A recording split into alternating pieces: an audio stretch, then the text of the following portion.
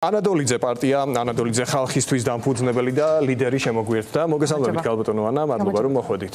გამარჯობა, მადლობა ამ შესაძლებლობისთვის. გამარჯობა. პირველ რიგში ჩვენი ერთ-ერთი მთავარი თემა, ეგრეთ წოდებული კომისია, რომელსაც მე პირადად აღვიქვამ როგორც რუსეთის გამართლების და ოპოზიციის აკრძალვის კომისიას. წულუკიანის ეგრეთ წოდებულ კომისიაზე საუბარი. დასკვნას ვიხილავთ როგორც გითხრეს სექტემბრისთვის, წიგნადაც კი გამოსცემენ, დაგვირდნენ. მანამდე პროკურატურაში გადაიგზავნება ეს დოკუმენტი და ახალი ფიგურანტები გამოჩნდება სხვადასხვა საქმეზე, ვის მიმართაც დაიწყება დევნა. რა მიზანი ჰქონდა ამ კომისიას და რა იქნება შემდგომი ნაბიჯები, რა მოლოდინი გაქვთ? ხო, სამარცხვინო კომისია, რომელმაც აბსოლუტურად სამარცხვინოდ დაიწყო თავისი მოღვაწეობა და დაასრულა, მაგრამ დაიწყო იმით, რომ მიადგა ქართულ ჯარს, ეს არ დაგვავიწყდეს, სადმე გაიაზრეს, რომ ამ თვითონვე ცეცხლს ნაუცასხავდნენ იმ უკმაყოფილებას, რასიცადაც არის ყველგან ჯარშიც და სამართალდამცავებშიც, მათ შორის იმ ვითარებით რაც არის, მე გაუხვიეს იქით მიადგნენ პოლიტიკოსებს. მე მინდა ვთქვა, რომ სამარცხვინო აქ ბევრი რამე არის. ჯერ ერთი დაახლოებით 7 თვე არის ეს ეგრეთ წოდებული პარლამენტარები ხელფას იღებენ და მათ არ მიუღიათ არც ერთი არარეპრესიული კანონი კომისიაზე. ერთადერთი რასაც აკეთებენ, მიიღეს 30-მდე ცვლილება და კანონი რეპრესიული, ჯარიმები და აი ეს სავალდებულო ნარკოლოგიურში დაწვენა, არა, აი სუფთა საბჭოთა რეპრესიული კანონმდებლობა, მაგრამ აქ ისმის კითხვა. ისინი იღებენ 8-10,000 ლარ ხელფას. იმისთვის უფრო მეცაც. ხო, უფრო მეცაც. თანამდებობის მიხედვით 14,000-მდეც კი არის. არაფრის თქვენ ნამდვილად, ესე იგი, არაფრის თქვენ სარიელი კომიტეტების თავმჯდომარეები არიან, არ ეწევიან კანონშემოქმედებით საქმიანობას. დავანებოთ თავ იმას, რომ არჩევნები მოიპაროთ, ხო, დაირქვეს პარლამენტარები, არა? კანონებს არ იღებენ და მეცესაც დავუმატოთ, ვერ დაწერეს დასკვნა. ესე იგი, თებერვლიდან, მარტიდან შეიქმნა ეს კომისია, ხო? დაახლოებით მარტიდან არსებობს. მარტიდან, მეგობრებო, მე რო ვიყო მაგათი ლექტორი, ვეტყოდი, რომ არ დაგინახოთ შემოსული საკლასო ოთახში, იმიტომ რომ თქვენ ელემენტარული დავალება, თან თვითონ კი არ უნდა დაწეროს ეს დასკვნა სოზარ ზუბარმა. უზარმაზარი აპარატი ემსახურება, რომელსაც ჰქონდა 7 და 6 თვე, რომ რაიმე აზრიანი დაეწერა. ნუ სუმცირე ChatGPT-ს დააწერი. ხო, კი ბატონო, ChatGPT-ს ხოდა კი ბატონო. პერიოდში ChatGPT-ს გამოყენება, საშემოდგომო გამოყვათ, როგორც ჩანს, სექტემბერში გასაჯაროვდება. აი, რა იქნება მისი შინაარსი? ალბათ გამოცნობა რთული არ იქნება, ალბათონო ანა, თუ გავითვალისწინებთ სხდომების მიმდინარეობისას დასმულ შეკითხვებს და განხილულ თემებს. ერთ-ერთი სამიზნე არის პოლიტიკური ლიდერშიპი.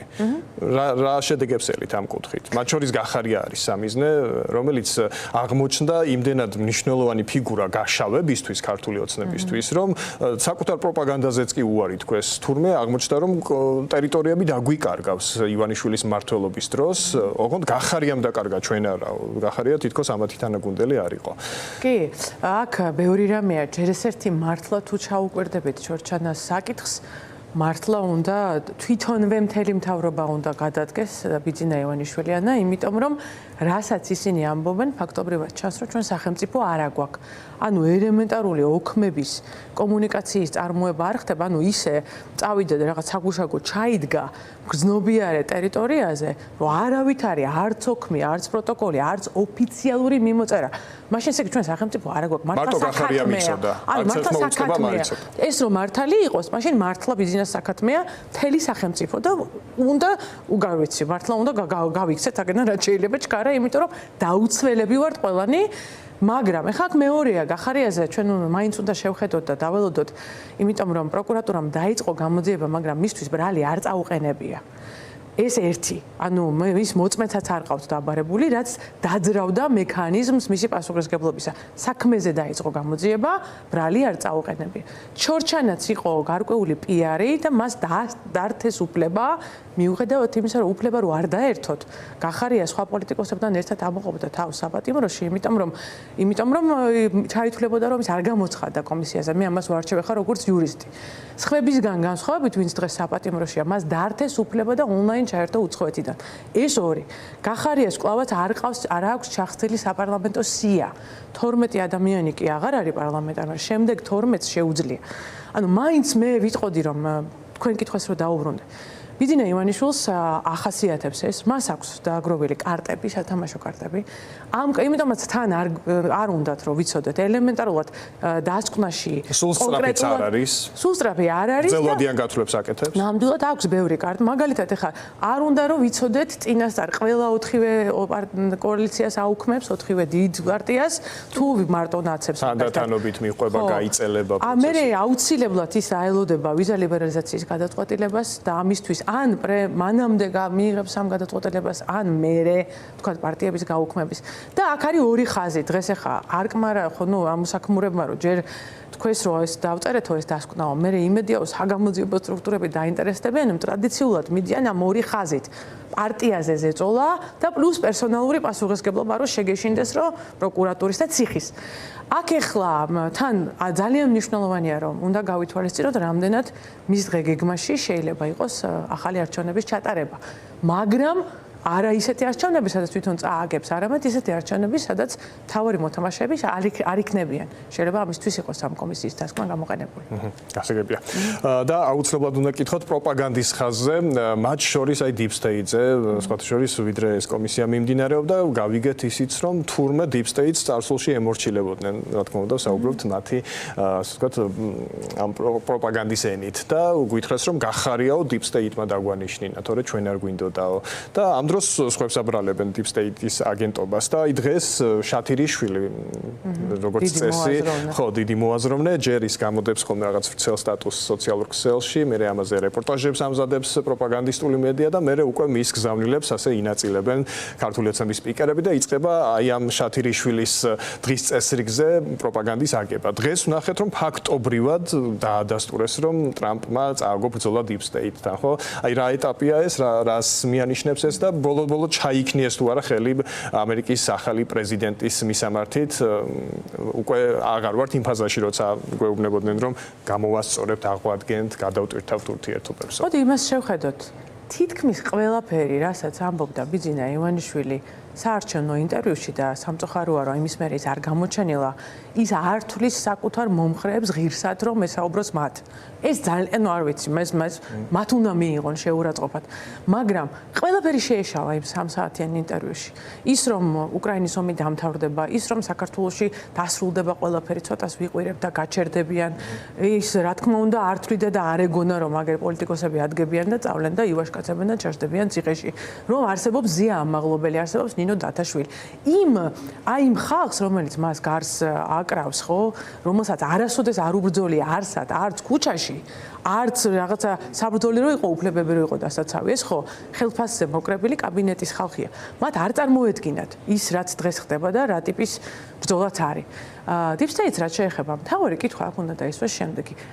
სამარშრუტო ხაზებში კონდიციონერები რო არ არის ჩართული, ეს გერმანიის ელჩის ბრალია და Deep State-ის ბრალია. ეს არის.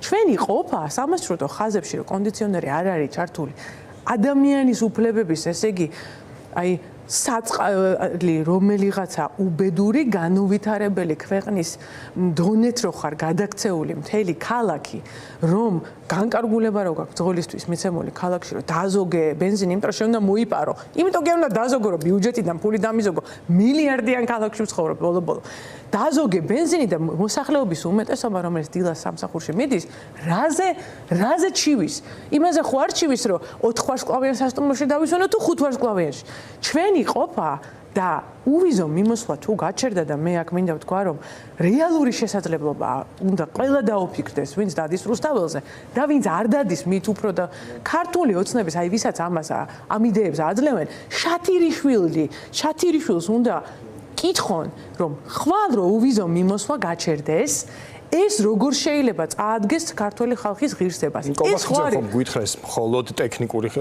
ნაწილია საკითხიაო და ვიზების აღება მოგვიწევს სხვა არაფერი შეიცვლება ეს დაელაპარაკონ იმ დედებს აი ქალბატონმა მანანა მომწერა მე კამპანია მაქვს მთელი უვიზო მიმოსვლაზე ქალბატონი მანანა რომლის დიშვილი მთელი ოჯახი და რამდენიც გინდა იმდენი ისტორიებია საქართველოში ჩაბარდა საფრანგეთში იმიტომ რომ უიშვიათესი დაავადებისთვის ემკურნალოთ მისი დისთვის და მისი დიშვილი არ დარჩენილიყო ობოლი. აი ამ ხალხთან მივიდნენ, სიმსივნეებით დაავადებულებთან მივიდნენ და უთხრან, რომ შენ ვერსად ვერ წახვალ, საქართველოში იმკურნალი ან გექნება ფული და ან არ გექნება. და უთხრან ქართულ თავისივე ამომრჩევლებს, რომ ისინი ვერც გერმანიაში წავლენ სამუშაოდ, ვერც ბარელში წავლენ სამუშაოდ, წავლენ სამუშაოდ უფაში. ეს იქნება ერთადერთი გამოსავალი, იმიტომ რომ საქართველოში სამუშაო ადგილები არ იქნება, საქართველოში როგორც იყო 900 და ამასთანავე მოვიკითხე, ისევ იგივე ხელფასებია, რომელიც არ იზრდება, იმიტომ რომ ფული არ შემოდის ჩვენ ქვეყანაში.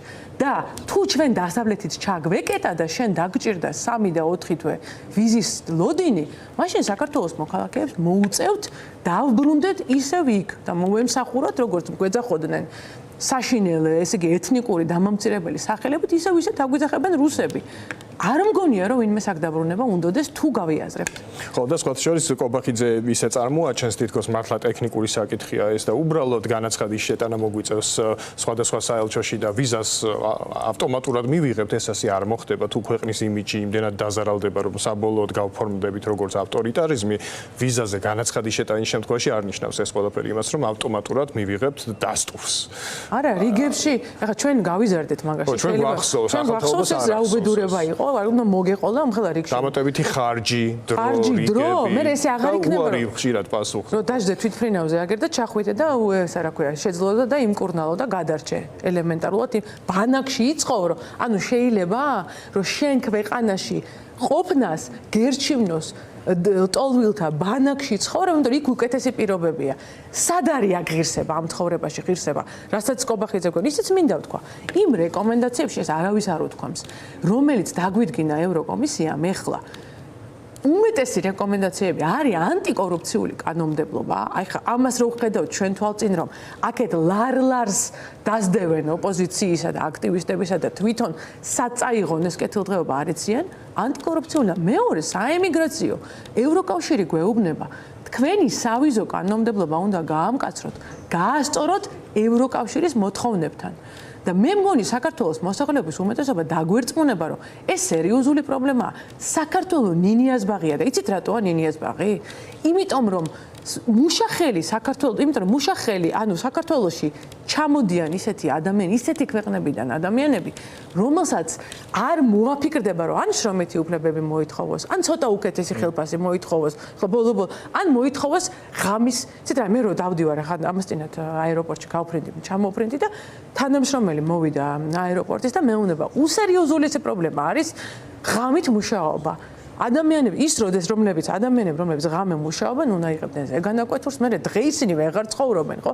ჯანდაცვის საკითხი.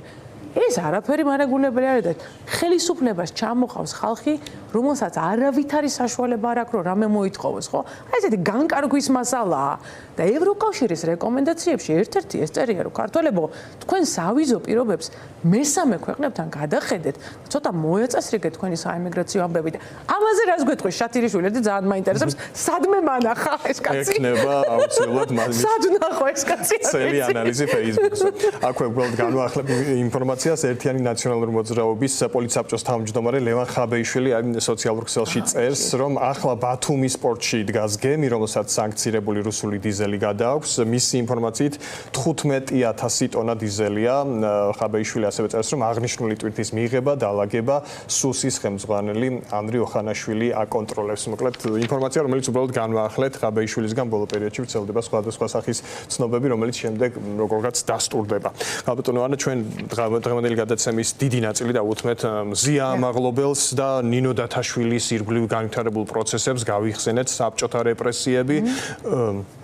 რომლის ერთ-ერთი მთავარი ფიგურანტი ამ შემთხვევაში სხვადასხვა დაწესებულებაში გადაყვანის ნებართვის გამცემი დავით მაღრაძე ვახსენეთ, ადამიანი, რომელიც საბჭოთა ეპოქიდან დღემდე თურმე თანამდებობაზეა და წერს ამ ბრძანებებს თუ ნებართვებს ისე როგორც მას მისცემენ, ასე ვთქვათ, მითითებას. თქვენი პოზიცია ამასთან დაკავშირებით რა მოლოდინი გაქვთ ისევ აი ამ ტყვეებთან მიმართებაში? არის რეჟიმი ახლა იმ მდგომარეობაში, რომ უბრალოდ საზოგადოების აზრს არ გაითვალისწინებს და მართლა საბჭოთა რეპრესიების მეთოდებით გააგრძელებს ოპონენტების და კრიტიკოსების წინააღმდეგ ბრძოლას. მზია ამაღლობელით დავიწყებ, მე მენიშნა ყველა შემთხვევაში გადატანა განაჩენის გამოცხადების დასტურია ჩვენი დროებითი ადმინისტრაციის ყოყმანისა და იმ შიშის, რომელიც აქვს აგვისტოს დასაწყისში გადატანა ამ გადაწყვეტილების ცოტა იქით და დღეს არ გამოცხადება ორი რამის მანიშნებელი შეიძლება იყოს.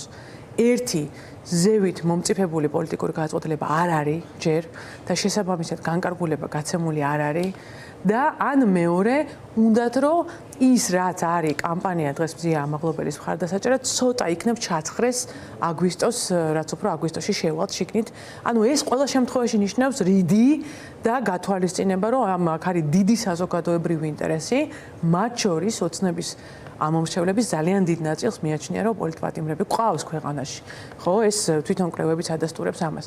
ხო, ნუ ექსში უნდა გამოცხადდეს გადაწყვეტილება. ხო, ნუ აქვე არის, მაგრამ დღეს ხო შეეძლოთ გამოეცხადებენ. უფრო ალბათ ნიშნავს რომ არ არის მომწიფებული ზევიდან ნათქვამი მომწიფებული შეიძლება არის, მაგრამ გაცემული განკარგულება საბოლოოდ მწვანე ანთებული არის. არ არის, ანიქით, ანაკეთ და რაც შეეხება ნინო დათაშვილს, მე მართლა არ მეგონა რომ ამას მოვესწრებოდით. პრინციპში უნდა გაგვეთვალისწინებინა, იმიტომ რომ ხა რუსულ ტრადიციებზე მიდის ყველაფერი, რასაც ხედავთ, უბრალოდ ეს კავკასიაა და ცოტა სხვა კონტექსტში მოქმედებენ ისინი, თორე მართლა არ მეგონა რომ ხელისუფლებას, რომელსაც ესე იგი 12 წელია ხელისუფლებაში არიან, გონებრივი ჯანმრთელობისთვის და ფსიქიატრიული ჯანმრთელობისთვის არაფერი არ გაუკეთებია. თვითონ ლევან იოსელიანსაც ერთ-ერთი პირველი ხო არაფერი არ გაუკეთებია და ერთ-ერთი პირველი რაც ხნა ფსიქიატრიულ დაწესებულებებზე განცხადება გააკეთა. აი ლევან იოსელიანსაც კი აქვს განცხადება გააკეთებული რომ ეს სფერო არის მიუხედავი საჭიროებს ყურადღებას, საჭიროებს რეფორმა.